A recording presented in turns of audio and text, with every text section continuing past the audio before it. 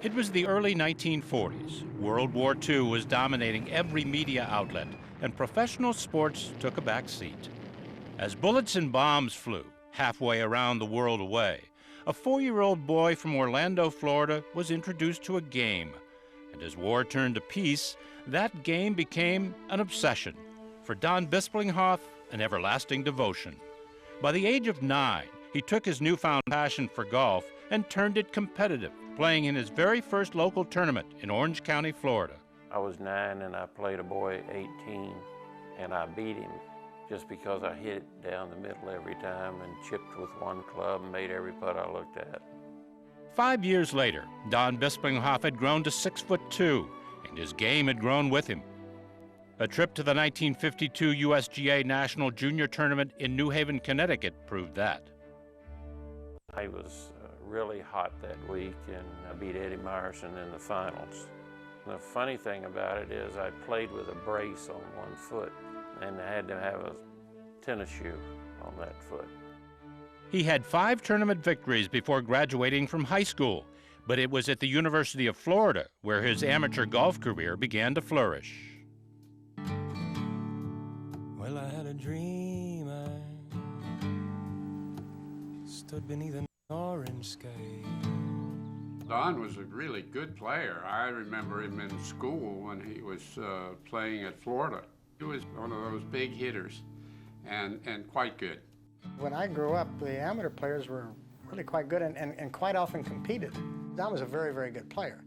It was great in those days to be as successful as I was. I had a great deal of confidence and had a great deal of success at an early age. By the age of 21, Bisplinghoff had 5 Florida State Championships, 3 Florida Open victories, and had tied for 58th at the 1956 Masters. That same year, he turned his game loose on the international circuit, playing in the French and British amateurs. The British was a great experience, and that's where I got the nickname the Blister, because I drove it on a 4-par green at Royal Lytham, and the British press said that I had blistered the ball onto the green, and ever since then my nickname in golf has been the Blister. A professional golf career for the Blister seemed inevitable. Soon after college, Bisplinghoff married and started a family. A little bird did sing, man has no choice when he wants everything. We didn't have the money to tour on a regular basis, and my wife and I had 5 children in 7 years.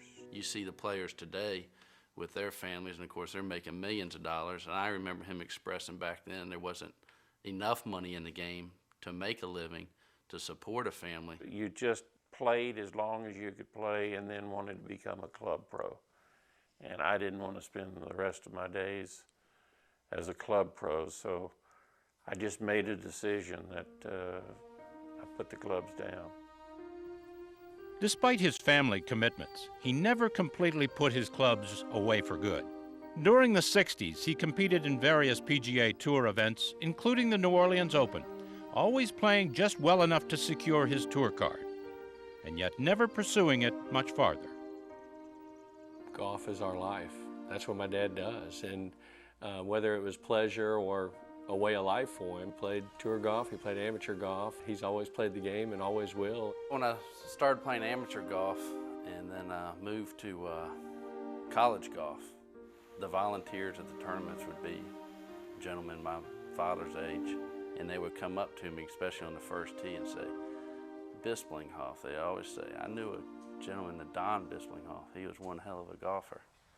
And I was always proud to say, that's my father.